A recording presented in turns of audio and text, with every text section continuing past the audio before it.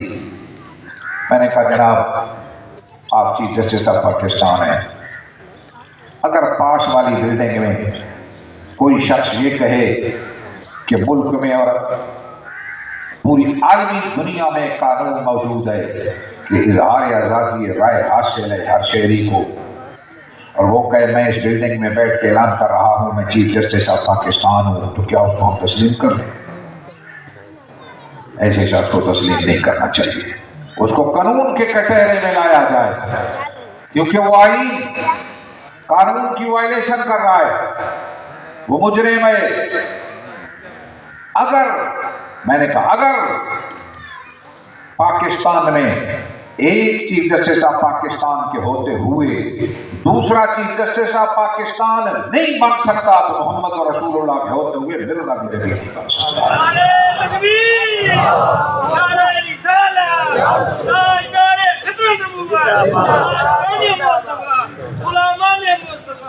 پھر میں نے کہا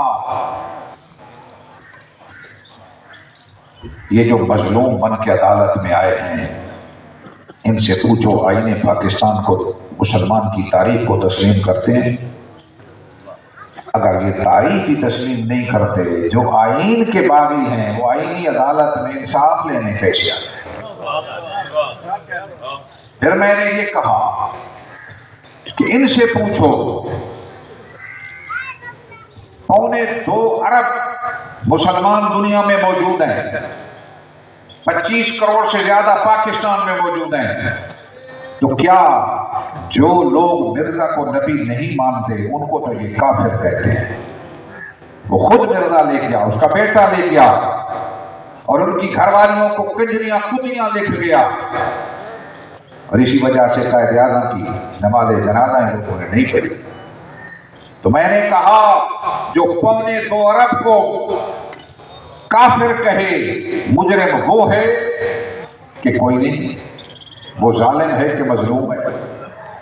کیا وہ انصاف لینے آیا یا اسے انصاف دینا چاہیے؟ مسلمانوں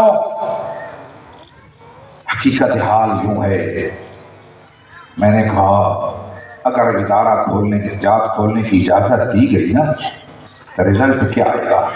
ذرا تعلیمات سوچ لو۔ میں نے پھر لکھ کر پیش کی سپریم کورٹ کے روسٹم پہ اور قبول کر لی، فائل میں داخل ہو چکی ہیں۔ میں نے کہا مرزا کیا کہتا ہے؟ وہ تو کہتا ہے خدا وہ ہے جو چوروں کی طرح تمہارے پیچھے پوشیدہ ہو کے آئے گا،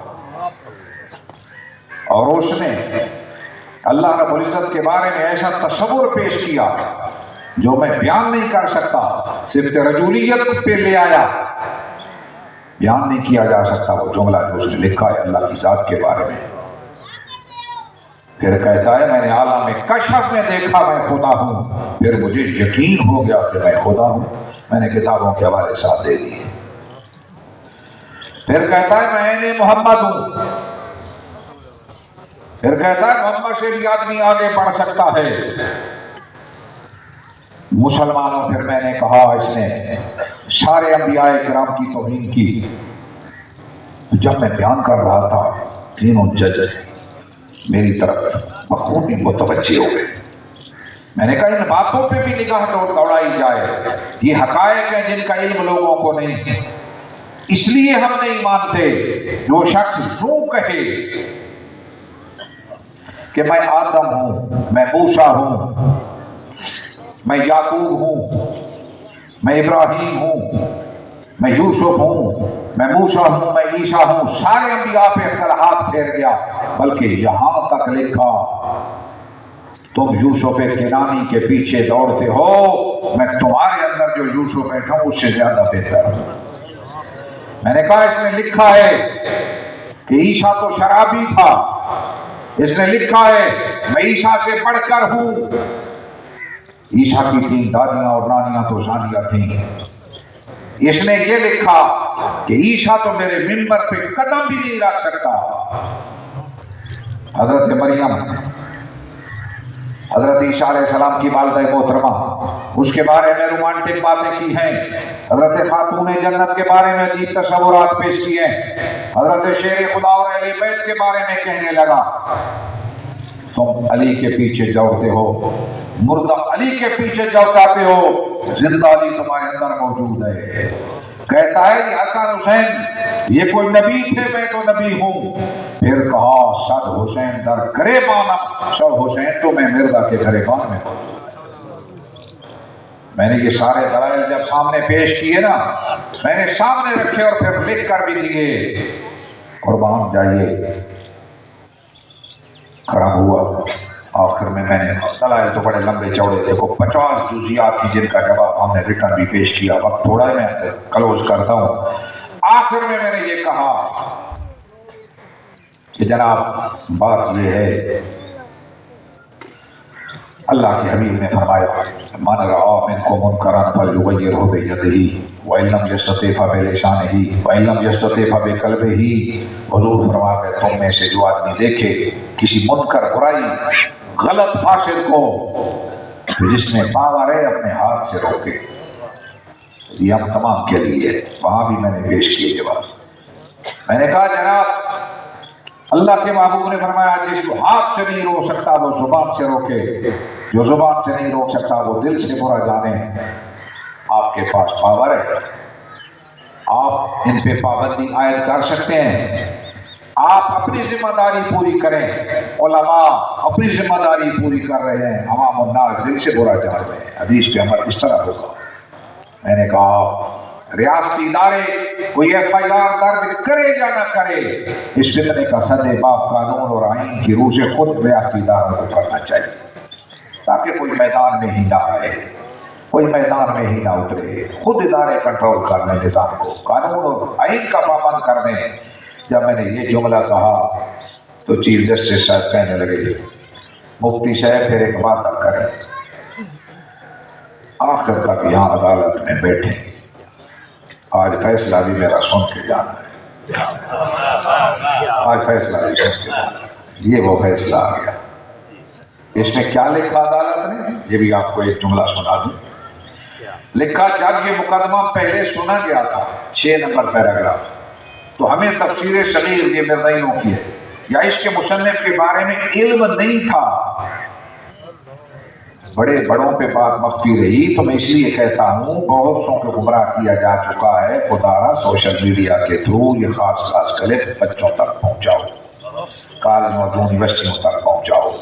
बल्कि मैं तो कहूँगा सोशल मीडिया से रिलेटेड दोस्तों से हर रोज एक इरादा कर लो कि उलमा में से, बुजुर्गों में से, दीन में से, हदीस में से कोई ना कोई अच्छी बात रोजाना शेयर किया करो, इसका तुम्हें अजर मिलेगा। इसमें हम बड़े अफसोस है हम नहीं पहुंचा सकते। ये इरादा कर लो आज की इस महफिल में हर रोज में एक दीन की अच्छी बात इसको शेयर करो ताकि चलता रहे ये सिस्टम, घरों तक बात हमारी पहुंचती रहे। कहा हमें मुसन्निफ के बारे में इल्म नहीं था, इसलिए फैसला में नुमाया गलती हुई। शायद तारीख सुप्रीम कोर्ट में पहली दफा ये लिखा जाए। अब हमने दोनों के मुताबिक कुछ बुनियादी मालूमात हासिल की हैं। नीचे लिखा 8 नंबर पैराग्राफ में कि रूहानी खजाइन, ये मिर्दे की किताबों का जो है ना मजबूआ रसायल का, उसका जायजा लेने पर हमें काफी तज्जुब हुआ। अदालत लिख रही है कि मिर्जा गुलाम अहमद कादियानी ने अंबियाए किराम बिलखसूस हजरत ईसा अलैहिस्सलाम और उनकी वालिदा मोहतरमा बीबी मरियम अलैहिस्सलाम के मुतल्लिक भी कई मकामात पर बहुत ही गैर मुनासिब बातें लिखी हैं। हम उन कलिमात को अपने फैसले में नकल करना मुनासिब नहीं समझते, क्योंकि इस तरह इनकी बिला वजह तशहीर होगी जो कि न सिर्फ मुसलमानों के लिए बल्कि मसीही बिरादरी के लिए भी दिल आजारी का बायस होगी। तो ये पैराग्राफ नेट पे है, सुप्रीम कोर्ट के फैसला जात में होगा। इस पैराग्राफ को आलमी मीडिया पे डालो ताकि आलम ईसाइयत को पता चले कि जो पौधा तुमने लगाया था हमें तकलीफ देने के लिए वो हजरत ईसा अलैहिस्सलाम की जितनी बेदबी कर गया है। सुप्रीम कोर्ट लिख रही है, ये मौलवी नहीं कह रहे, ये मौलवी नहीं कह रहे, ये सुप्रीम कोर्ट का फैसला है। इसलिए मेरे आका से निस्बत गुलामी रखने वालों बेहतर मुनासिब अंदाज में گالی گلوچ کی زیادہ ضرورت نہیں، ایک ایسا انداز جس میں بات دل میں گھر کر جائے، بڑوں کے دل میں بھی گھر کرے اور چھوٹوں کے دل میں بھی گھر کرے۔ تقریباً میں نے کوئی آدھ پون گھنٹہ وہاں بات کی، بڑی توجہ سے، ایک جملہ بھی میرے خلاف وہاں عدالت کے کسی جج نے نہیں کہا۔ اچھے اور آسان انداز میں اپنا موقع پیش کرو، دلائل کے ساتھ پیش کرو، اور چھوٹے اور بڑے ہر آدمی کو سمجھانے کی ڈیوٹی بھی ہماری ہے، تاکہ ہو سکتا ہے حضرت شیر خدا کو سرکار نے فرمایا تھا نا، اللہ یہدی اللہ بک رجلا واحدا خیر لک من حمر النعم، تیرے ذریعے اگر ایک آدمی کو تیرے ذریعے میدان جنگ میں ہدایت مل جائے نا، وہ بہتر ہے بجائے اس کے کہ جنگ جیت کے آئے اور سرخ رنگ کے منہ تو واپس لے آئے۔ ہر میدان میں کوشش کی ضرورت ہے، کیوں ہم غلامی مصطفیٰ سے اپنا تعلق جوڑے رکھیں گے، ہم نوکر اور ہم چاکر ہیں، بس طلب یہ ہے بس جب چارپائی اٹھے نا نظر عنایت نصیب ہوگا۔ یہی ہماری زندگی کا نچوڑ ہے۔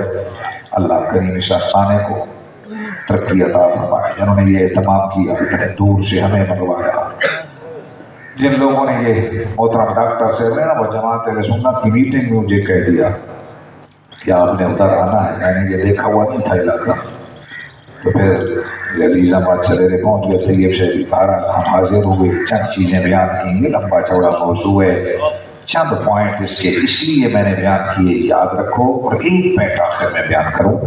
اس فیصلے میں عدالت نے یہ لکھا کہ جتنے پہلے فیصلے آئے نا، تو پڑھے لکھے آدمیوں کو سمجھ آئے گی یہ بات کہ پہلے جتنے فیصلے آ چکے ہیں، اس فیصلے کی وجہ سے وہ سارے کالعدم قرار پا گئے۔ ان میں سے کوئی پیراگراف کبھی کسی عدالت میں کوئی وکیل یا کوئی آدمی بطور نظیر ان فیصلوں سے کوئی مثال پیش نہیں کر سکتا، یہ بھی عدالت نے اس میں لکھ دیا۔ یہ باتیں یاد رکھو تاکہ کبھی پھر اللہ کرے ایسی سازش نہ ہو، لیکن اگر ہو بھی صحیح تو دلائل کی دنیا میں بات کرنا ہمارا اور آپ کا اخلاقی فرض ہے، شرعی فرض ہے۔ اللہ پاک کرم نوازی فرمائے۔ وآخر دعوانا الحمدللہ رب العالمین۔